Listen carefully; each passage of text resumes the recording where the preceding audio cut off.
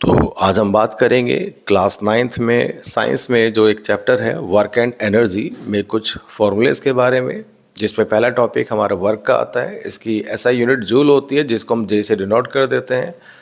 अलग अलग केसेस में वर्क को कैसे कैलकुलेट कर सकते हैं, तो case first, when body moves in direction of force, तो इसको कैलकुलेट करने के लिए फॉर्मूला होगा W = F/S, जहाँ पर F फोर्स और S डिस्टेंस है। Case second, work done against gravity, जब हम किसी बॉडी को ग्रेविटी के अगेंस्ट लिफ्ट करते हैं तो वहाँ पे वर्क डन को हम कैलकुलेट कर सकते हैं M/G/H से, जहाँ पर M mass of the body, G acceleration due to gravity और H हाइट।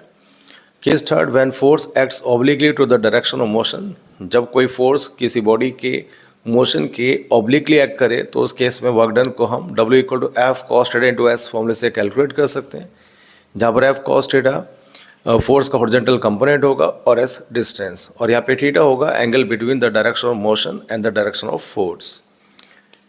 इसके बाद अगला टॉपिक आता है इसमें काइनेटिक एनर्जी का।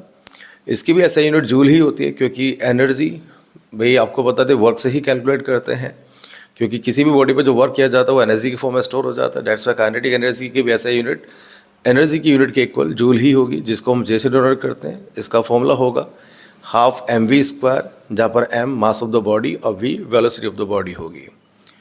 नेक्स्ट आता है इसमें पोटेंशियल एनर्जी। इसकी वैसे यूनिट जूल होती है, जिसको हम जे से डिनोट करते हैं। पोटेंशियल एनर्जी M/G/H, और जहाँ पर m mass, G acceleration due to gravity और H हाइट। फिर आता है इसमें पावर। पावर की ऐसा यूनिट वॉट होती है, जिसको हम W से डिनोट करते हैं। इसको कैलकुलेट करने के लिए या तो फॉर्मूला यूज़ करेंगे हम P = W/T, जहाँ पे W वर्क डन और T टाइम टेकन होगा, या इसके लिए हम यूज़ करेंगे P = E/T, जहाँ पे E एनर्जी कंज्यूम्ड और T टाइम टेकन होगा।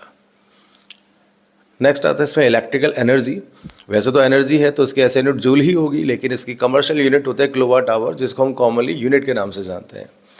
और इसको कैलकुलेट करने का फॉर्मूला होगा power into time, P × T, जहाँ पे P पावर होती है। और ये ध्यान रखिएगा जब आप इलेक्ट्रिकल एनर्जी मेजर करें तो power should be in kilowatt और T होगा टाइम, और जब आप इलेक्ट्रिकल एनर्जी सॉल्व करेंगे तो वहाँ पे टाइम आपका आवर में होना चाहिए। ठीक है, तो ये कुछ फॉर्मूले थे।